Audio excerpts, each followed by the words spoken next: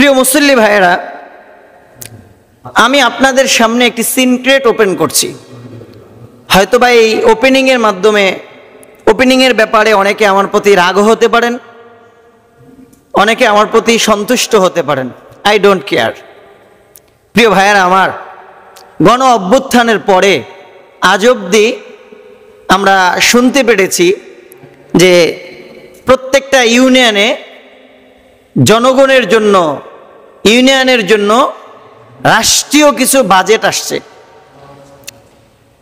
বিভিন্ন প্রকল্পে বিভিন্ন ধরনের বাজেট আসছে। গণ অভ্যুত্থানের পরে আমরা জানি রাষ্ট্রের প্রতিটা জেলায়, প্রতিটা থানায়, প্রতিটা ইউনিয়নে অভিভাবক প্রতিনিধি প্রতিষ্ঠিত হয়েছে। সেই অভিভাবকরা আমাদের সেই জনগণের সম্পদকে চুরি করে খেয়েছে। তারা পুরাটাই প্যাডের ভিতরে ঢুকাইছে। হাদিসের মধ্যে আসছে যে জনগণের সম্পদ আত্মসাৎ করে খায়, সে পেটের ভিতরে কেমন যেন আগুনের গোল্লা ঢুকিয়ে দিল। প্রিয় ভাইয়েরা আমার, আপনারা শুনে অত্যন্ত আশ্চর্য হবেন। এই কিছুদিন আগে আমাদের আহমদপুর ইউনিয়নে যুবক ভাইয়েরা একটা সংবাদ সম্মেলন করেছে, একটা মানববন্ধন করেছে। সেই মানববন্ধনের একটা প্রতিবেদন আমি দেখেছি, আমার দৃষ্টিতে আসছে যে আহমদপুর ইউনিয়নের জন্য 34 লক্ষ টাকা বাজেট হয়েছে। 3টা প্রকল্পে 34 লক্ষ টাকা বাজেট হয়েছে। সেখানে সামান্য কিছু কাজ করে পুরো টাকাটা আমাদের অভিভাবকরা খেয়ে ফেলেছে। কত জঘন্য, কত নিকৃষ্ট, এরা কত ছোট লোক হলে এভাবে জনগণের রাষ্ট্রীয় সম্পদকে তারা আত্মসাৎ করতে পারে? ভাবছেন একটু? প্রিয় ভাইয়েরা আমার, যারা আমাদের অভিভাবক হয়েছেন, শুধু আহমদপুর ইউনিয়নে না, এভাবে প্রতিটা থানায়, প্রতিটা জেলায়, প্রতিটা ইউনিয়নে এভাবে চুরি হচ্ছে। আজকে আমাদের এই গণ অভ্যুত্থান কেন হয়েছিল? আপনারা কিভাবে অভিভাবক হইতে পারলেন? আপনারা তো আগে আমাদের অভিভাবক ছিলেন না, কিন্তু এখন আমাদের অভিভাবক আপনারা গণ অভ্যুত্থানের পরে হয়েছেন।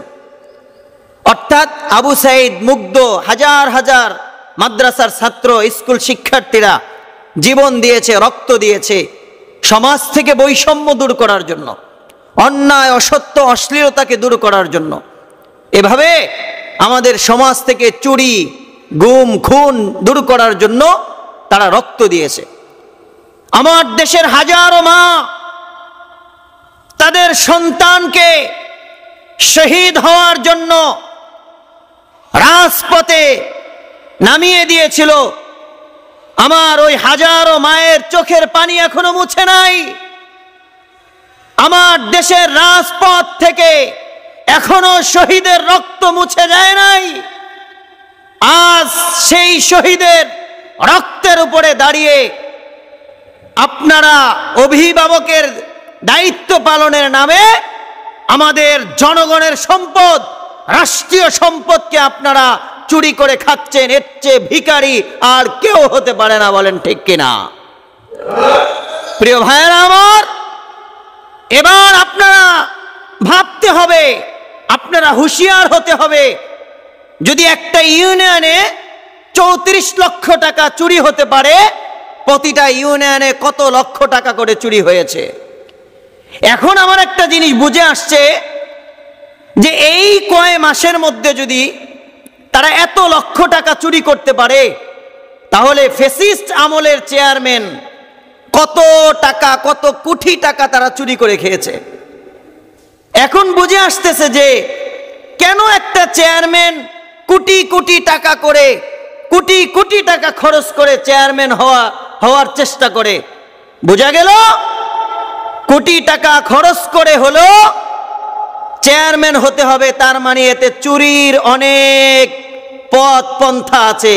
চুরি করে অনেক লাভবান হওয়া যায়, চুরি করে অনেক লাভবান হওয়া যায়, জনগণের সম্পদ আত্মসাৎ করা যায়। এজন্যই তারা এত কোটি কোটি টাকা খরচ করে চেয়ারম্যান হয়, বলেন ঠিক কিনা?